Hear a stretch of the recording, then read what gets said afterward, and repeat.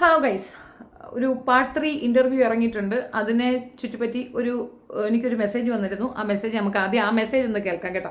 നമുക്ക് കേട്ട് പോകാം. ഹലോ മാം, സുഖമാണോ? പിന്നെ ഒരു മറ്റേ രേണു സുധീര് അവളുടെ പാർട്ട് 3 ഇറങ്ങിയിട്ടുണ്ട്. മറ്റേ ഏതൊരു ഇതുണ്ടല്ലോ ചാനലിൽ കൊടുക്കുന്ന ഇന്റർവ്യൂ 3, 4 ഒക്കെ ടു ബി കണ്ടിന്യൂഡ് എന്ന് പറഞ്ഞ് ഈ പാർട്ട് 3 ലാസ്റ്റ് കാണിച്ചു. അപ്പൊ അതിൽ പറയുന്നത് പാർട്ട് 3 പറഞ്ഞിരിക്കുന്നത് ഇപ്പം 2 മണിക്കൂറിനകത്ത് വന്നിരിക്കുന്നതാണ്. മാം കണ്ടോന്നറിയില്ല. അതിൽ പറഞ്ഞിരിക്കുന്നത് മാം ആണ് ആ കൊച്ചിനെ, ഇളയ കൊച്ചിനെ, ഋതപ്പനെ മൂത്ത കൊച്ചിനെ ഏൽപ്പിക്കാനായിട്ടുള്ള കരുക്കൾ നീക്കുന്നത്. ഇവളെന്തായാലും മരിക്കുമല്ലോ, ആരോ ഇവക്ക് വിശ്വസ്തരായിട്ടുള്ള ആരോ ന്യൂസ് കൊടുത്തതാണ്. ഇവക്കെതിരെ മാം ആണ് എല്ലാ കാര്യം നൈറ്റിക്കാരനായിരിക്കും. നൈറ്റിക്കാരനിക്ക് ഇതൊക്കെയാണ് പരിപാടി, കുത്തിത്തിരിപ്പുണ്ടാക്കല് കാര്യങ്ങളും ചെയ്യുന്നത്. പിന്നെ മറ്റേ ആക്സിഡന്റിന്റെ ക്ലെയിമും മൂത്ത കൊച്ചിനും അവരുടെ വീട്ടുകാർക്കും, കൊല്ലത്തുള്ള വീട്ടുകാർക്കും കൂടെ ഇത് കിട്ടണം. അതിന് വേണ്ടിയുള്ള കരിക്കുലം നീക്കുന്നത്. ഇതൊക്കെ പറയുന്നത് നമുക്ക് എന്താണോ, ഇത് ആരാണോ ഈ പെണ്ണിന് ഇങ്ങനെ പറഞ്ഞു കൊടുത്തിരിക്കുന്നത്? ഇതൊക്കെയാണ് ഭയങ്കര വിദേശം വെറുപ്പായിട്ട് വെച്ചോണ്ടിരിക്കുന്നത്. ഇപ്പൊ പറഞ്ഞിരിക്കുന്നതന്നെ ഭയങ്കര കരച്ചിൽ, എന്റെ കൊച്ചിനെ എന്നെ നിന്ന് അകറ്റും. ഇതൊക്കെ പറഞ്ഞപ്പോഴാണ് ആ ആങ്കർ കയറി കരച്ചിലും കെട്ടിപ്പിടിക്കാൻ പോകുന്നതും. എനിക്കും ആ ആങ്കർ നമ്പർ 1 ഫ്രോഡാണ് ആ പെണ്ണ്. ഒരു കൊച്ചാണുള്ളത്, ഒരു മോള്. അപ്പൊ എനിക്ക് ഇതൊക്കെ പറയുമ്പോൾ ഭയങ്കര വിഷമമാണെന്ന് പറഞ്ഞിട്ട് കെട്ടിപ്പിടിക്കുന്നു ആങ്കർ. ഇതൊക്കെയാണ്. അപ്പൊ ഇവക്ക് പറഞ്ഞു കൊടുത്തിരിക്കുന്നത്. ഇതൊക്കെ സത്യമാണോ ഇല്ലെന്ന് എനിക്കറിയില്ല. പാർട്ട് 3 ഇത് പറഞ്ഞിരിക്കുന്നു. മാം എന്തായാലും ഇങ്ങനെ ചെയ്യുമെന്ന് എനിക്ക് വിശ്വസിക്കാൻ പറ്റി ബുദ്ധിമുട്ടുണ്ട്. ഇത് കേട്ടോണ്ട് എനിക്ക് വിഷമമായി പോയി. ഇവിടെ എന്തൊക്കെയാണ് പറയുന്നത്? ഓരോ പാർട്ടിലും മാമിനെയും കിച്ചുവിനെയും പിന്നെ ഇതൊക്കെ തന്നെയാണ് സംസാരം. എന്തോണോ എനിക്ക് കുറേ മെസ്സേജ് ഉണ്ട്, ഞാൻ എല്ലാവരുടെയും ഒന്നും പ്ലേ ചെയ്യുന്നില്ല. ഇത് ഒരു മറുപടി ഞാൻ തരാൻ ആഗ്രഹിക്കുന്നു. നിങ്ങൾ ഈ വീഡിയോ കണ്ടിട്ട് ഇങ്ങനെ വന്ന് പറയുമ്പോഴത്തേക്കാണ് ഞാൻ ഇതെടുത്ത് വെച്ച് എന്തെങ്കിലുമൊക്കെ പറയുന്നത്. ഒരു കാര്യം മനസ്സിലാക്കുക, ആ സ്ത്രീക്ക് അറ്റൻഷൻ സീക്കിങ്ങിൻ്റെ ഒരു ഭ്രാന്താണ്. അതാണ് അവിടെ നടക്കുന്നത്. നമ്മളെടുത്ത് വെച്ച് എൻ്റെ പേര് ഒരു കാര്യമില്ലാതെ വലിച്ചഴക്കുന്നതാണ്. ഞാൻ നല്ലപോലെ മറുപടി പറയുന്ന ആളാണ്. ഞാൻ പിന്നെ ഒരു സ്റ്റാൻഡ് പിടിച്ചാൽ അതിനകത്തുനിന്ന് ഞാൻ വിട്ടു നിൽക്കൂല, ഞാൻ മാറൂല. എനിക്കങ്ങനെ ഇപ്പോൾ അപ്പ കണ്ട അപ്പ എന്ന് വിളിക്കുന്ന പരിപാടിയൊന്നും എനിക്കില്ല. അങ്ങനെയുള്ള ഒരുപാട് പേരെ നമുക്ക് യൂട്യൂബേഴ്സിലിടയിൽ തന്നെ കാണാൻ പറ്റും. അങ്ങനെ കുറേ എണ്ണമുണ്ട്. PC ചാക്കോട മോന് പഠിക്കുന്നത്, ഐ മീൻ പ്ലാന്തോട്ടത്തിൽ ചാക്കോട മോൻ അങ്ങനെയാണല്ലോ. അപ്പ കാണുന്നവൻ അപ്പ എന്ന് വിളിക്കുന്ന പരിപാടിയാണ്. അങ്ങനത്തെ ഉള്ള ക്യാരക്ടർ ഉള്ളവരൊക്കെ ഇത് ചിലപ്പോൾ ഉൾക്കൊള്ളുമായിരിക്കും. എനിക്കിത് നല്ല ബുദ്ധിമുട്ടാണ്. ഞാൻ പറഞ്ഞതിൽ തന്നെ ഉറച്ചു നിൽക്കുന്നു. ഇവർ പറയുന്നത്, ഇപ്പം ഞാൻ ആ വീഡിയോ കണ്ടിരുന്നു, ഞാനതിവിടെ പ്ലേ ചെയ്യുന്നില്ല, നിങ്ങൾ പോയി കണ്ടാൽ മതിയാവും. അതിനകത്ത് കുറേ കാര്യങ്ങൾ പറയുന്നുണ്ട്. ഇതിനെ കുറച്ച് സീരിയസ് ആയിട്ട് അങ്ങ് പറഞ്ഞു തീർക്കാമെന്ന് വെക്കുന്നതാണ്. ഒന്നാമത്തെ കാര്യം, ഇവർ വിവാഹം കഴിച്ചിട്ടില്ല. എന്ന് പറഞ്ഞാൽ രജിസ്റ്റർ ഓഫീസിൽ അങ്ങനെയൊന്നും ചെയ്തിട്ടില്ല. പിന്നെ തട്ടിക്കൂട്ടി ഉണ്ടാക്കിയതാണ്. അത് പറഞ്ഞു തന്ന ആൾ നമ്മളെടുത്ത് ആ ഇൻഫർമേഷൻ തന്നിരുന്നു. ഞാൻ അതിൻ്റെ ആധികാരികത നോക്കിയിരുന്നു. അത് മാത്രമല്ല, മറ്റേ ഇവരുടെ രണ്ടാമത്തെ ഭാര്യ വന്നിട്ട് അവർ പറഞ്ഞിട്ടുണ്ടായിരുന്നു, ഞാൻ മാത്രമാണ്. അവർ തന്നെ പറഞ്ഞിട്ടുണ്ട്. അവരുടെ ചാനൽ, അവർ 2-3 ചാനലിനൊക്കെ ഇൻ്റർവ്യൂ കൊടുത്തതിനകത്തൊക്കെ അവർ സ്പഷ്ടമായി പറഞ്ഞിരുന്നു, എൻ്റെ കൂടെ ഉണ്ടായിരുന്ന സമയത്ത് എന്നെ ചതിച്ചുകൊണ്ടാണ് ഇവൾ തട്ടിക്കൊണ്ട് പോയതെന്ന്. ഇതൊക്കെ പഴയ കാര്യങ്ങളാണ്, നിങ്ങളൊക്കെ കേട്ടതാണ്, നമ്മൾ റിപ്പീറ്റ് ചെയ്യേണ്ട കാര്യമില്ല. അപ്പോൾ അങ്ങനെ ചതിച്ച് ചാടിച്ചുകൊണ്ട് പോയതാണ്. യഥാർത്ഥ അവകാശി എന്ന് പറയുന്ന ആ സ്ത്രീ തന്നെയാണ്. അവർ ഡിവോഴ്സ് ചെയ്തത് കൊണ്ട് ഇനി അവർക്ക് അവകാശമില്ല. ഇനിയുള്ള അധികാരികളെന്ന് പറയുന്നത് കുട്ടികളും ആ അമ്മയുമാണ്. എന്തുകൊണ്ട് ആ വീട് കൊടുത്തപ്പം ഇവളുടെ പേർക്ക് കൊടുത്തില്ല? അതൊക്കെയല്ലേ ചോദ്യം ചെയ്യേണ്ടത്. അല്ലാതെ ഷെഫീന ബീവി അല്ലല്ലോ വീട് കൊടുത്തത്. എനിക്ക് എൻ്റെ ഹസ്ബൻഡ് മരിച്ചിട്ട് ഞാൻ ഇന്ന് വരെ ഒരു പെൻഷന് ആപ്ലിക്കേഷൻ കൊടുത്തിട്ടില്ല. അദ്ദേഹം ജീവിച്ചിരിക്കുന്ന സമയത്ത് തന്നെ ഞാൻ അങ്ങനെ ഇൻഷുറൻസ് എടുക്കട്ടെ എന്ന് ചോദിച്ചപ്പോൾ ഞാൻ വഴക്കുണ്ടാക്കിയ ആളാണ്. കാരണം എനിക്ക് അദ്ദേഹത്തിന് അങ്ങനെ ഒരു ഇത് തോന്നിയിട്ടുണ്ടാവും, ഇൻഷുറൻസ് എടുത്ത് വയ്ക്കുന്നത് നല്ലതായിരിക്കും, മരിക്കും എന്നൊക്കെ ഒരു ബോധമൊക്കെ തോന്നി കാണുമായിരിക്കും, എന്താണെന്ന് അറിയത്തില്ല. പക്ഷെ ഞാനതിനെ വിലക്കി അന്ന്. എനിക്കിപ്പോൾ ഒരാൾ നഷ്ടപ്പെട്ടിന് അയാളുടെ പൈസ കിട്ടി എനിക്ക് എന്താക്കാൻ? എനിക്ക് അന്ന് ഞാൻ പറഞ്ഞൊരു കാര്യമാണ്, പോയി കഴിഞ്ഞാൽ ഞാൻ ഉണ്ടാവുമെന്ന് എനിക്ക് തന്നെ അറിയത്തില്ല എന്നൊരു ഇതായിരുന്നു. ഞങ്ങൾ അത്രയും അന്യോന്യമായിരുന്നു. അതുകൊണ്ടാണ്. അപ്പം ഞാൻ അതിന് ഇതുവരെയും ഒരു പെൻഷൻ വാങ്ങിക്കാനോ അവരുടെ കുടുംബത്തിൽ അവരിനി എന്തെങ്കിലും കുട്ടിക്ക് ചെയ്താൽ ചെയ്തു, ഞാനത് ചോദിക്കാനോ ഒന്നും പോയിട്ടില്ല. അതിൻ്റെ താല്പര്യമില്ല എനിക്ക്, സത്യം പറഞ്ഞാൽ ഇല്ല. അത് എൻ്റെ 2 കുട്ടികൾക്കും എന്നെ കൊണ്ട് കഴിയുന്നതൊക്കെ ഞാൻ ചെയ്യും. മറ്റൊരാരെങ്കിലും കൊടുക്കുമെന്നോ മറ്റാർക്കെങ്കിലും തന്ന് എൻ്റെ കുഞ്ഞുങ്ങൾ ജീവിക്കണമെന്നോ ഒരു ആഗ്രഹമുള്ള വ്യക്തിയല്ല ഞാൻ. അപ്പം ഞാൻ എൻ്റെ കാര്യമേ എനിക്ക് പറയാൻ പറ്റൂ. പിന്നെ അടുത്ത എന്താന്ന് പറഞ്ഞാൽ, എനിക്ക് വൈകല്യം 40% ഡിസേബിലിറ്റി ഉള്ള കാർഡുള്ള ആളാണ് ഞാൻ. ഇന്നവരെ അതിൻ്റെ പെൻഷൻ വാങ്ങിച്ചിട്ടില്ല. പെൻഷൻ കിട്ടും, നമുക്ക് മാസം മരുന്നിനുള്ള പൈസ ഗവൺമെൻറ് തരും. പക്ഷേ ഞാൻ അതിന് ആപ്ലിക്കേഷൻ കൊടുത്തിട്ടില്ല. എനിക്ക് റേഷൻ കാർഡ് ഉണ്ട്, പക്ഷേ ഞാൻ ഇന്നവരെ അത് വെച്ച് എന്തെങ്കിലും വാങ്ങിയതായിട്ട് എൻ്റെ ഓർമ്മ പോലുമില്ല. മുമ്പ് വീട്ടിലൊക്കെ ആയിരുന്നപ്പോൾ കോഴിയൊക്കെ ഉണ്ടായിരുന്ന സമയത്തൊക്കെ എന്തെങ്കിലുമൊക്കെ വാങ്ങിക്കുമായിരുന്നു. ഇപ്പം ഞാനൊന്നും വാങ്ങിക്കാറില്ല. അതുപോലെ ഞാൻ, അതായത് അലവൻസ് ഒന്നും ഞാൻ അങ്ങനെ മെനക്കെട്ട് പോയി നുള്ളി പറക്കാറില്ല. എന്നെ കൊണ്ട് പറ്റുന്നത് ഞാൻ ഉണ്ടാക്കി കഴിക്കും, അത്ര തന്നെ. ഇനി വയ്യാതൊരവസ്ഥ വരുമ്പോൾ ചിലപ്പോൾ വാർദ്ധക്യ പെൻഷൻ വാങ്ങിച്ചാലാകും. അതിന് സമയമായിട്ടില്ല, അതിന് ഇനിയും സമയമുണ്ട്. അതൊരു 60 കഴിഞ്ഞാലേ വാർദ്ധക്യ പെൻഷൻ കിട്ടുള്ളൂ എന്നാണ് പറഞ്ഞത്. അതിന് വെയിറ്റ് ചെയ്യണം. അപ്പോൾ അത് കിട്ടിക്കഴിഞ്ഞാൽ അത് ചിലപ്പം വാങ്ങിയെന്ന് വരും വാർദ്ധക്യമാകുമ്പോൾ. അല്ലാതെ ഞാനൊരു അലവൻസ് വാങ്ങിക്കുന്ന ആളോ അങ്ങനെ ഭർത്താവിൻ്റെ പണം ഭർത്താവ് മരണപ്പെട്ടു എന്നും പറഞ്ഞ് ഭർത്താവിൻ്റെ ബന്ധുക്കളെടുത്ത് പോയി കയ്യേന്തി നിൽക്കുന്നവളോ എൻ്റെ കുടുംബത്തിൽ ആ ഒരു കാര്യം പറഞ്ഞിട്ട് ഒരു സിമ്പതി ഉണ്ടാക്കുന്നവളോ അല്ല. എൻ്റെ നഷ്ടം എൻ്റെ മാത്രം നഷ്ടമാണ്. അപ്പം ഈ ഒരു വിഷയത്തിൽ ഇവരുടെ ഇൻഷുറൻസിൻ്റെ കാര്യത്തിൽ ഇവർക്കിത് കൊടുക്കാതിരിക്കണം എന്നുള്ളത് എൻ്റെതല്ല, ഒരുപാട് പേരുടെ ആഗ്രഹമാണ്. കാരണം ഇവരുടെ അഹങ്കാരം കൊണ്ടാണ്. പിന്നെ അത് നമ്മൾ വിലക്കിയാൽ നടക്കുമെന്ന് ചോദിച്ചു കഴിഞ്ഞാൽ ഞാൻ ഇൻഷുറൻസ് ഏജൻ്റ് അല്ല. ഇൻഷുറൻസുകാർ ശരിക്കും ഇത് അനലൈസ് ചെയ്യും, ആരാണ് അധികാരി ആരാണ് അവകാശി എന്നുള്ളത് അവർ കൃത്യമായിട്ട് നോക്കും. എന്നിട്ട് അക്കോർഡിംഗ്ലി അവർ തന്നെയാണ് ഒരു തീരുമാനം എടുക്കുക. ഇതിൻ്റെ യഥാർത്ഥ അവകാശി എന്ന് പറയുമ്പം ലീഗലി ഉള്ള ഒരു ഭാര്യയായിട്ടുള്ള വ്യക്തിയാണ് യഥാർത്ഥ അവകാശി. അങ്ങനെ ഒരു വ്യക്തി ഇല്ല. ഇവർ ഞാനാണ് ഭാര്യ എന്ന് പറയുന്നതല്ലാതെ ഇവരെ കയ്യിരിക്കുന്ന ഡോക്യുമെൻ്റ് പോലും ക്ലിയർ അല്ല, കൃത്യമായ ഒരു ഡോക്യുമെൻ്റ് അല്ല, ഇപ്പോൾ അവരുണ്ടാക്കിയതാണ്.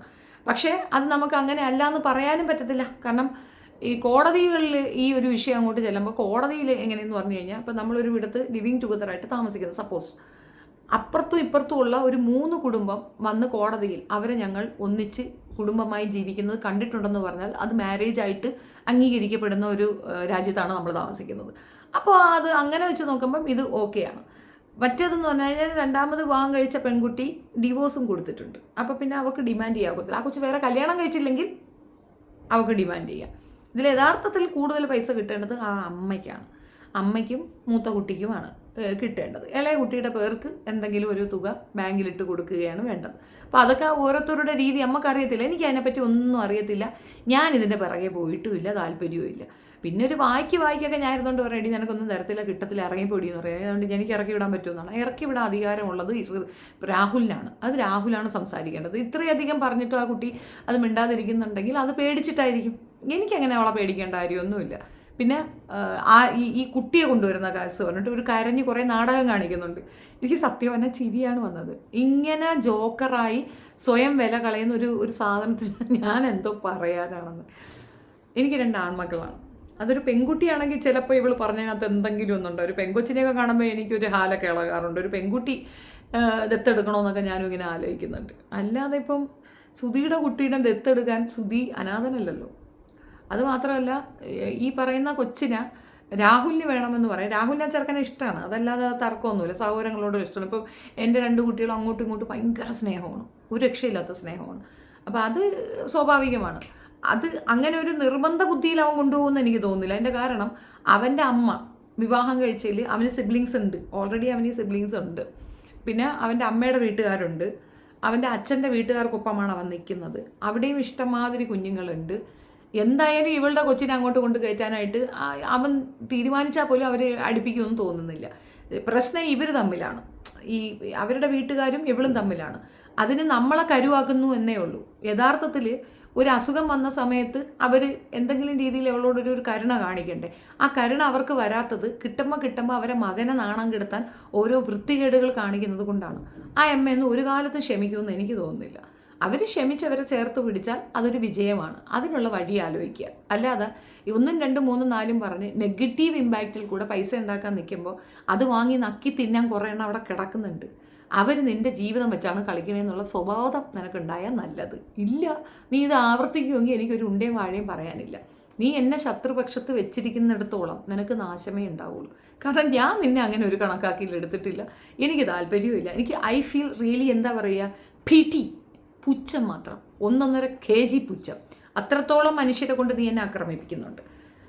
എത്ര എൻ്റെ ബ്ലോക്ക് ലിസ്റ്റ് എടുത്ത് നോക്കിയാൽ എജ്ജാതി ഇത്രയും ഹേട്രസ് എനിക്കെതിരെ കൊണ്ടുവന്ന് നോക്കിയാൽ എൻ്റെ കുട്ടികളെ പറയുന്നത്, പിന്നെ എനിക്ക് അസുഖം വരണമെന്ന് പറയുന്നത്, അങ്ങനെ എന്തൊക്കെയോ ഉണ്ട്. ഞാനൊക്കെ അവരെയൊക്കെ ബ്ലോക്ക് ചെയ്ത് കളയുകയാണ് ചെയ്യുന്നത്. യൂട്യൂബിലല്ല കേട്ടോ, ഫേസ്ബുക്കിലെ കാര്യമോ പറയുന്നത്. അപ്പോൾ ഫേസ്ബുക്കിൽ അത്രത്തോളം ആളുകളെ കൊണ്ടുവന്ന് കുത്തി നിറച്ചിട്ടുണ്ട്. പിന്നെ ഇതിൻ്റെ മകളിൽ ഇപ്പോൾ ഞാൻ ഏകദേശം 2019 തൊട്ട് സോഷ്യൽ മീഡിയയിലുള്ള വ്യക്തിയാണ്. അന്ന് തൊട്ടേ നമ്മളെ സോഷ്യൽ മീഡിയയിൽ നിന്ന് കളയാനായിട്ട് പലരും ഇങ്ങനെ കിടന്ന് കാകളം വരക്കുന്ന, ഗ്രൂപ്പ് ഉണ്ടാക്കുന്ന, അത് ചെയ്യുന്ന, ഇത് ചെയ്യുന്ന. ഞാൻ പറഞ്ഞ സ്റ്റേറ്റ്മെൻറ്റുകളൊക്കെ വളരെ പ്രശ്നമുള്ള പ്രോബ്ലമാറ്റിക്കായ സ്റ്റേറ്റ്മെൻറ്റുകൾ വരെ ഞാൻ പറഞ്ഞിട്ടുണ്ട്. എൻ്റെ അഭിപ്രായം അതാണെന്നുള്ളത് ഞാൻ തുറന്ന് തന്നെ പറഞ്ഞിട്ടുണ്ട്. മതാമൃതാന്തമയ്ക്കെതിരെ ആയിരുന്നാലും ഒരുപാട് അത്രയും റിച്ചസ്റ്റ് പേഴ്സൺസ് ആയിട്ടായിരുന്നാലും അവരുടെ പൊളിറ്റിക്കൽ കാഴ്ചപ്പാടിന് എഗൻസ്റ്റ് ആയിട്ട് എനിക്ക് പറയണമെന്ന് തോന്നിയാൽ ഭയമില്ലാതെ ഞാൻ സംസാരിച്ചിട്ടുണ്ട്. I'm existing. എനിക്ക് അതിനകത്തൊരു അങ്ങനെ ഞാൻ പേടിക്കേണ്ട കാര്യമുള്ളതായിട്ട് എനിക്ക് ഫീൽ ചെയ്തില്ല. ഇനി ഈ ഒരു വിഷയത്തിൽ ഈ സ്ത്രീക്ക് പച്ച നുണയാണ്. സ്ത്രീ പറയുന്നത് ഒരെണ്ണം പോലും സത്യമില്ല. ഇവളി ബാവൂട്ടൻ കൂവൂട്ടൻ ഇങ്ങനെ കുറേ പറഞ്ഞ് ഒലിപ്പിക്കുന്നില്ലേ. അപ്പോൾ ഇതൊക്കെ കേൾക്കുമ്പം ഇപ്പുറത്ത് നിൽക്കുന്നവരെന്ത് ചെയ്യും? അവരുടെ 2-3 കല്യാണത്തിൻ്റെ കാര്യമൊക്കെ എടുത്തുകൊണ്ട് വരും. അപ്പോൾ സ്വാഭാവികമായി ആർക്ക് ഇടിവ് കിട്ടും? രാഹുലിന് ഇടിവ് കിട്ടും. കാരണം രാഹുലിൻ്റെ അച്ഛൻ ഒരു സ്ത്രീ ലംബടനെന്ന് ബാക്കിയുള്ളവർ പറയും. അതെന്തിനാ പറയുന്നത്? ഇവളെ തോപ്പിക്കാൻ. നമ്മളും ഇത് ചെയ്തിട്ടുണ്ട്.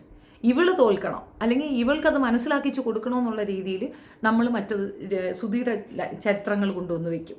ബാപ്പൂട്ടൻ പാപ്പൂട്ടൻ എന്ന് പറഞ്ഞു മുമ്പ് രണ്ടുപേരെ പാപ്പൂട്ടൻ എന്ന് വിളിച്ചവനാണ് എന്ന് പറയുന്നത് ഇവളുടെ അഹങ്കാരം അടക്കാനാണ്.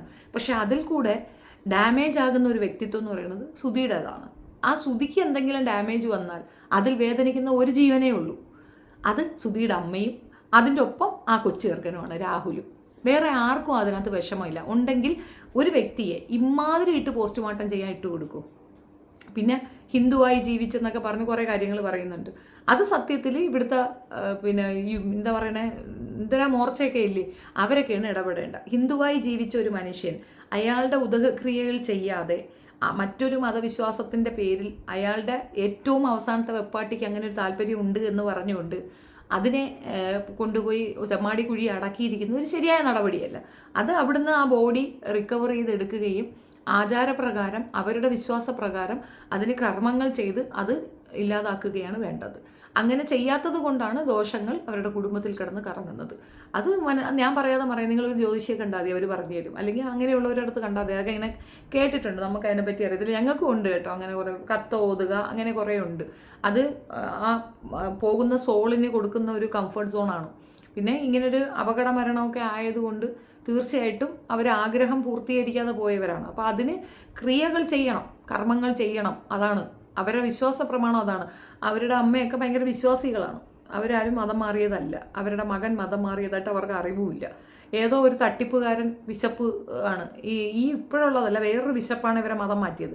ആ ബിഷപ്പ് ഇപ്പം ജയിലിലും കണ്ടാണെന്നാണ് പറയണത്. ബിഷപ്പാണോ എന്തരാ ഒരെണ്ണം മാർപ്പാപ്പയാണോ എനിക്കറിയത്തില്ല. അവരെ എന്തോ ഒരു ആളുണ്ട്, അയാൾ ജയിലിലാണെന്നൊക്കെയാണ് കേൾക്കുന്നത്. എന്തോ എന്ന് പറയുന്നുണ്ടായിരുന്നു. പണത്തട്ടിപ്പിൻ്റെ കേസിൽ ഒരാളുണ്ട്. അയാൾ ഇപ്പോൾ ഇയാളല്ല കേട്ടോ, അവിടെയുള്ള മുടുക്കനല്ല, വേറൊരു മുടുക്കൻ്റെ കാര്യം പറഞ്ഞത്.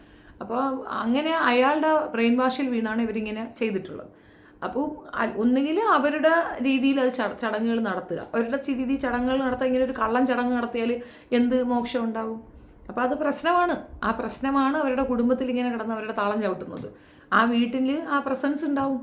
അത് ശരിക്കും ബുദ്ധിമുട്ടുള്ള ഒരു പ്രസൻസ് ആണ്. അപ്പം അത് മനസ്സിലാക്കി കൊടുക്കുന്നതാണെങ്കിൽ ഈ വീഡിയോയുടെ മുമ്പിൽ അതിങ്ങനെ ഫോട്ടോ വെച്ച് തൊട്ട് തളവിട്ടിട്ട് കാര്യമില്ല. അതിൻ്റെ മനസ്സിന് സമാധാനമാകുന്ന രീതിയിലുള്ള പ്രവർത്തികൾ ഇല്ല എങ്കിൽ അത് തിരിച്ച് പ്രവർത്തി കൊടുക്കും, അത്ര തന്നെ. അതിൻ്റെ ഏറ്റവും ഇഷ്ടപ്പെട്ടത് ആരായിരുന്നു? രാഹുലായിരുന്നു. അവനെ വീട്ടിൽ വന്നാൽ നിൻ്റെ മുട്ടാലി ഞാൻ തല്ലി ഓടിക്കുമെന്ന് പറയുന്നതാണ് ഇത്. അത് കേട്ടുകൊണ്ട് അവിടെ ഒരാളുണ്ടല്ലോ. അപ്പോൾ അവരതിൻ്റെ റിയാക്ഷൻ കൊടുക്കുമെന്നതിനപ്പുറം ഷെഫീന ഇപ്പം അങ്ങ് തീർക്കാമെന്ന് പറഞ്ഞുകൊണ്ട് ഇറങ്ങി നിന്നാൽ അനുഭവിച്ച് നീ ചീട്ടഞ്ചും വാങ്ങിക്കുമെന്നല്ലാതെ എനിക്കിതൊന്നും എവിടെയും എറിയാനും പോകുന്നില്ല, എഫക്റ്റ് ആകാനും പോകുന്നില്ല. നീയൊക്കെ എന്ത് ഉണ്ട കൊണ്ടുവന്നാലും ഐ വിൽ ഫേസ് ഇറ്റ്. ഇതേ ഇപ്പം സ്വാൻമോണി എന്തോ ജാമ്യം വാങ്ങിച്ചുകൊണ്ട് പോയാൽ ഇത്രയേ ഉള്ളൂ. ഇവ മോർച്ചയും തേങ്ങാ മോർച്ചയൊക്കെ വലിയ കൊടിയും പിടിച്ചുകൊണ്ട് വന്ന് ഇപ്പം തീർക്കും. ഇപ്പം ഇനി ജീവിതത്തിൽ ഒരിക്കലും പുറം ലോകം കാണിക്കാതെ അവരെ ജയിലിലിട്ട് പൂട്ടുമെന്നാണ് പറഞ്ഞ് അവർ സ്റ്റേഷൻ ജാമ്യത്തിൽ ഇറങ്ങിപ്പോയി. അത്രയേ ഉള്ളൂ. ഇതൊക്കെ അറിയുന്നവർക്ക് അറിയാം. അവരൊക്കെ സമാധാനപരമായിട്ടിരിക്കും. അല്ലാത്തൊരു ചിറ്റുറുപ്പി എന്ന് പറയും, അത്രയേ ഉള്ളൂ. അപ്പം ഞാൻ ഈ വിഷയത്തിൽ എൻ്റെ അടുത്ത് സംസാരിച്ച് അവർക്കൊന്ന് കംഫർട്ടാകാൻ വേണ്ടിയിട്ടാണ് ഞാനിത് ഇട്ടത്. നിങ്ങൾ ധൈര്യമായിട്ടിരിക്കുക. അങ്ങനത്തെ ഒരു പ്രശ്നവും എനിക്ക് ഇത് കേൾക്കുമ്പോൾ ഉള്ള ഒരു പുച്ഛം മാത്രമേ ഉള്ളൂ. അല്ലാതെ എനിക്കതിനകത്ത് ഐ എം നോട്ട് വറീഡ്. ഒരു തലയ്ക്ക് സുഖമില്ലാത്തൊരു സ്ത്രീ എന്തൊക്കെയോ പറയുന്നു, പോലമ്പട്ട അവിടെ ഇരുന്നുകൊണ്ട്. അവരുടെ ജീവിതം നോക്കുക, മൊത്തം നഷ്ടങ്ങളുടെ ഒരു വലിയ ഇതാണ്. അവരുടെ വിദേശത്തുള്ള ബന്ധം, സ്ത്രീകളെ ഇവിടുന്ന് കടത്തുകൂട്ടം, അതേപോലെ ഈ മറ്റേ മാഫിയ, ഗോൾഡ് മാഫിയ, ഇതൊക്കെയാണ് ഞാൻ ഇനിഷ്യേറ്റീവ് എടുത്തിട്ടുള്ളത്. ഇതിനെയൊക്കെ പറ്റി ഞാൻ റിസർച്ച് നടത്തുകയും അതിൻ്റെയൊക്കെ ഡീറ്റെയിൽസ് ഞാൻ വയ്ക്കുകയും ചെയ്തു എന്നതിനപ്പുറം ഇതൊന്നും എൻ്റെ സബ്ജക്റ്റേ അല്ല. ഇതൊന്നും ഞാൻ മൈൻഡ് പോലും ചെയ്യുന്നില്ല. ഇതിന് ഐ ഡോണ്ട് കെയർ. ഇനി അതൊക്കെ നമ്മളിപ്പം അവർക്ക് എവിടെന്നെങ്കിലും 10 രൂപ കിട്ടുന്നത് മുടക്കി എനിക്കെന്ത് ലാഭം? എനിക്കൊരു ലാഭമില്ല. ഇവക്ക് ഇങ്ങനെ ഇൻഷുറൻസ് കിട്ടിയാൽ എനിക്കെന്ത്, കിട്ടിയില്ലെങ്കിൽ എനിക്ക് വല്ലതും തരാൻ പറ്റുമോ? നീ ഈ കുട്ടീനെ കൊണ്ട് ആ ബാധ്യതയും കൂടെ ഞാൻ ഏറ്റെടുക്കാൻ, പിന്നെ ഇവള് ചത്തു പോകുന്നു. അയ്യോ, എനിക്കങ്ങനെയൊന്നും അവൾ ചാവേയൊന്നുമില്ല. അതിനൊന്നുമുള്ളതൊന്നുമില്ല, അതിനുള്ള അസുഖമൊന്നും അതിനില്ല. അത് കയറി വരുമെന്ന് അത് തന്നെ പറയുന്നില്ലേ. അങ്ങനെ ചത്തൊന്നും പോകത്തില്ല. അവളങ്ങ് ഉറപ്പിക്കുകയാണ് ഞാൻ ചത്തുപോകും, ഈ കൊച്ചിനെ അവൻ എടുത്തുകൊണ്ട് പോകും. ഇങ്ങനെയൊക്കെ പേടിച്ചാൽ നമുക്ക് അങ്ങനെ ഒരു മരണഭയം വന്നാൽ നമ്മുടെ കുഞ്ഞ് സേഫ് ഹാൻഡിലാവുക എന്നുള്ളതാണ്. ആരായിരുന്നാലും കൊച്ചിനെ പൊന്നുപോലെ നോക്കട്ടെ എന്നല്ല ചിന്തിക്കേണ്ടത്. എനിക്ക് നല്ല സൊല്യൂഷൻസ് ഉണ്ട്. നല്ല വക്കീലിനെ പോയി കണ്ടാൽ അവർ പറഞ്ഞുതരും. വസ്തുവകകളുണ്ടെങ്കിൽ ആ കുട്ടിയുടെ പേർക്ക് അത് മേജർ ആയാൽ മാത്രം കൈകാര്യം ചെയ്യുന്ന രീതിയിൽ ആക്കിയിട്ട് കൊടുക്കുക. അല്ലാതെ ഈ കൂടെ ചുറ്റും നിൽക്കുന്ന കുമ്പൽ നോക്കുമെന്നാണ് വിചാരം. നോക്കിയാൽ മതി, നല്ലതല്ലേ. നമ്മൾ പറഞ്ഞ എന്തെന്ന് പറഞ്ഞാൽ നിങ്ങൾ നെഗടിക്കുന്ന രീതിയിലുള്ള സ്റ്റേറ്റ്മെൻറ്റും കൊണ്ട് വന്നാൽ ഞങ്ങളുടെ അടുത്ത് മറുപടി ഉണ്ടാകും. എൻ്റെ അടുത്ത് മറുപടി ഉണ്ടാകും. ചുമ്മാതിരുന്ന് എന്നെ ചൊറിഞ്ഞതാണ്. ഞാൻ എത്രയോ ദിവസമായിട്ട് ഇത് കളഞ്ഞു വെച്ചത് കേസാണ്, കളഞ്ഞിട്ടിരുന്ന കേസാണ്. ഞാൻ പറയാൻ പോലും ആഗ്രഹിച്ച ആളല്ല. നമ്മൾ വിട്ടു. അതിൻ്റെ ഒരു റീസൺ എന്താണ്, പലരും പറഞ്ഞിട്ടുണ്ടായിരുന്നു അതെന്താ പബ്ലിഷ് ചെയ്ത ഇഷ്ടമില്ല. നമുക്കൊരാളെ പറഞ്ഞ് മനസ്സിലാക്കാൻ പറ്റുമെങ്കിൽ നമ്മളത് ചെയ്യും. അയാൾക്കത് മനസ്സിലാകാത്താണ് അഭിനയിക്കുന്നുണ്ടെങ്കിൽ അയാൾ നമ്മൾ ഇഗ്നോർ ചെയ്യുക, കിക്ക് ഔട്ട്. രണ്ടാമത്തെ കാര്യം എന്താന്ന് പറഞ്ഞു കഴിഞ്ഞാൽ, ഈ എന്തിനും ഏതിനും പിന്നെ ഇവിടെ നിന്നുകൊണ്ട് അപ്പുറത്ത് ചാടുക, അവിടെ നിന്നുകൊണ്ട് ഇപ്പുറത്ത് ചാടുക, മറ്റവരെ കൊണ്ട് പറയിക്കുക, ഇവരെ കൊണ്ട് ഇമാതിരി ഒന്നും എന്നെ നിങ്ങൾ കണ്ടിട്ടില്ലല്ലോ. ഞാൻ എവിടെ സ്റ്റാൻഡ് ബൈ ചെയ്യുക. എനിക്ക് പറയാനുള്ളത് ഞാൻ പറഞ്ഞുണ്ട്. എനിക്ക് വേറൊരാളെ കൊണ്ട് പറയിക്കുക, വേറൊരാളെ കൊണ്ട് ചെയ്യിക്കുക എന്നല്ല. ചെവിക്കൽ വിളക്ക് ഒരെണ്ണം കൊടുക്കണമെന്ന് ഞാൻ അത്രയിടം വരെ പോകും. ചെവിക്കൽ വിളക്ക് ഒരെണ്ണം അങ്ങ് പറ്റിക്കും, അത്രയേ ഉള്ളൂ. അല്ലാതെ അതിനൊരു ഗുണ്ടയെ വയ്ക്കുക, ഗുണ്ട ടീമുകളെ ഇറക്കുക, അമ്മാതിരി പരിപാടിയൊന്നും ഞാൻ ചെയ്യാറില്ല, താല്പര്യവുമില്ല. അഡ്രസ്സൊക്കെ പറഞ്ഞിട്ടല്ലേ നിൽക്കുന്നത്. നിങ്ങൾ അവിടെ അന്വേഷിച്ചാൽ അറിയാൻ പറ്റും ഞാൻ അവിടെ തന്നെ ഉള്ളതാണ്. എനിക്ക് മാറ്റവോ ഓട്ടവോ ഒന്നുമില്ല. പിന്നെ ഇവർ കുറേ അലിഗേഷൻസ് പറയുന്നുണ്ട് കോളനി എന്ന്, അങ്ങനെ ഇതൊന്നും നമ്മുടെ വർത്താനമല്ല. അങ്ങനെ സ്വയം ഡീഗ്രേഡ് ചെയ്യപ്പെട്ട കുറേ പേർക്കുള്ള ഇൻഫ്യൂരിറ്റി കോംപ്ലക്സ് ആണ് അതൊക്കെ. അതിനൊക്കെ മെഡിസിൻ ഉണ്ട്, പോയി വല്ല മരുന്നും കഴിക്കുക. തലയ്ക്ക് സുഖമില്ലെങ്കിൽ ഭ്രാന്താശുപത്രിയിലേക്ക് വെച്ച് പിടിക്കുക എന്നുള്ളതാണ്. ഇതിൽ മെയിൻ ആളെന്ന് പറയുന്നത് ആ ചക്കപ്പോത്താണ്. ആ ചക്കപ്പോത്താണ് ഡേഞ്ചർ സാധനം. അവളാണ് ഈ സർവത്ര കൊനഷ്ടം ഒപ്പിക്കുന്നത്. ഇവളെ കൊണ്ട് തുമ്പിയെ കൊണ്ട് കല്ലെടുപ്പിക്കുന്നതാണെങ്കിൽ ഇത് അത്രയും എടുപ്പിച്ച് ഈ നാശത്തിലേക്ക് കൊണ്ടെത്തിക്കുന്നതാണ്. ഇല്ല പൈസ കിട്ടിയ ഉടനെ ഇവളെ തൂക്കി തല വയ്ക്കുന്നതാണ്. അത് എത്ര പിന്നെ 1 കോടി രൂപയായിരിക്കും. എന്നാൽ 1 കോടി രൂപ അതൊക്കെ പുല്ല് പോലെ നിമിഷം കൊണ്ട് ഫയറായ ആൾ കൊണ്ട് നശിപ്പിച്ച് അടിച്ച് പൂക്കുല പോലെ അടിച്ച് ദൂരെ കളയും. അത് എന്തുകൊണ്ടെന്നറിയാമോ? ഇത്രയും നാൾ ജീവിച്ച ജീവിതം നമ്മുടെ മനസ്സിലില്ല. നമ്മളെന്തോ സംഭവമാണെന്ന് സ്വയം തോന്നിക്കഴിഞ്ഞാൽ ആ പൈസ 5 കോടി കിട്ടിയാലും 5 രൂപയല്ല 5 കോടി കിട്ടിയാലും നിമിഷം കൊണ്ട് നശിപ്പിക്കും. കാരണം അവരതാണ് പഠിച്ചു വെച്ചിരിക്കുന്നത്. അവർ 4.5 ലക്ഷം രൂപയുടെ പല്ല് ശരിയാക്കുന്നു, ബോഡി ഫിറ്റ്നസ്സിന് വേറെ പരിപാടി നോക്കുന്നു, സിലിക്കോൺ വെച്ച് പിടിപ്പിക്കാൻ പോയിടത്താണ് ഈ ക്യാൻസർ ആണെന്ന് അറിഞ്ഞത്. ഇതൊക്കെ മനസ്സിലാവുന്നില്ലേ? ഒരു ഭർത്താവ് മരിച്ച പെണ്ണ് ചിന്തിക്കുന്നതോ പ്രവർത്തിക്കുന്നതോ കാര്യങ്ങളാണ് അവർ ചെയ്തുകൊണ്ടിരിക്കുന്നത്. നമ്മളിത് റിപ്പീറ്റ് ചെയ്യുമ്പോൾ നമ്മുടെ വാ കഴിക്കുന്നതിനപ്പുറം എന്തെങ്കിലും പ്രയോജനമുണ്ടോ? അപ്പോൾ ഈ ഒരു വിഷയവും പറഞ്ഞ് ആരും ഭയപ്പെടാനും അതിന് വേണ്ടിയിട്ട് എൻ്റെ അടുത്തൊന്നും ഇങ്ങനെ പറയാനും ഒന്നും നിൽക്കണം. ഇനിയും വരും, ടു ബി കണ്ടിന്യൂഡ് എന്നല്ലേ എഴുതിയിരിക്കണം എന്നല്ലേ അത് പറയണം. ഇനിയും കാണും, പല തോന്നിവാസങ്ങളും പറയും. അവൾക്ക് എന്നെ പറഞ്ഞാൽ ആളുകൾ അവളെ കാണുള്ളൂ. അവിടെ കാണുമ്പോൾ നമുക്ക് റീച്ച്, നമുക്ക് ഇതുണ്ട്. അല്ല, ഞാൻ വേറെ വിഷയങ്ങൾ ചെയ്തിട്ടുണ്ട്, നിങ്ങളുടെ ടൈം ലൈൻ സെർച്ച് ചെയ്യുക. ഇതല്ലാതെ വേറെ സബ്ജക്റ്റുകൾ ചെയ്തിട്ടുണ്ട്, നല്ല വിഷയങ്ങൾ ചെയ്തിട്ടുണ്ട്. നിങ്ങൾ അതൊക്കെ ഒന്ന് കണ്ടിട്ട് അഭിപ്രായങ്ങൾ പറയുക. അത്യാവശ്യം ജനറൽ നോളജ് കിട്ടുന്ന കാര്യങ്ങൾ ഞാൻ അവിടെ ചെയ്തു വെച്ചിട്ടുണ്ട്. നിങ്ങൾ അതൊക്കെ കണ്ട് ഒന്ന് സപ്പോർട്ട് ചെയ്യുക എന്ന് മാത്രം പറയുന്നു. നന്ദി.